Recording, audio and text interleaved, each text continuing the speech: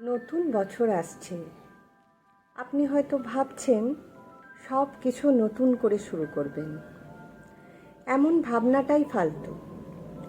আপনি তো বদলে নেবেন নিজেকে, কিন্তু আপনার আশেপাশের মানুষ, যাদের সাথে প্রতিদিন মুখোমুখি হতে হয়, যাদের সাথে প্রতিদিন চলতে হয়, যাদের সাথে না চাইলেও কথা বলতে হয়, তাদেরকে বদলাবেন কি করে?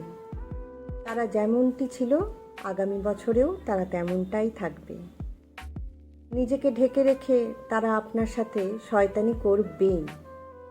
তাদের হিংস্রতা, নীচতা, স্বার্থপরতা, কূটনীতির কাছে আপনি কিছুতেই পেরে উঠবেন না।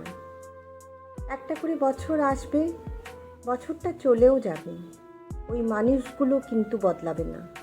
নতুন বছর নিয়ে উন্মাদনা দেখিয়ে কিছু লাভ নেই। জঙ্গল থেকে জানোয়ারকে সরানো সম্ভব হলেও জানোয়ারের মন থেকে জঙ্গলকে কখনোই সরানো যায় না।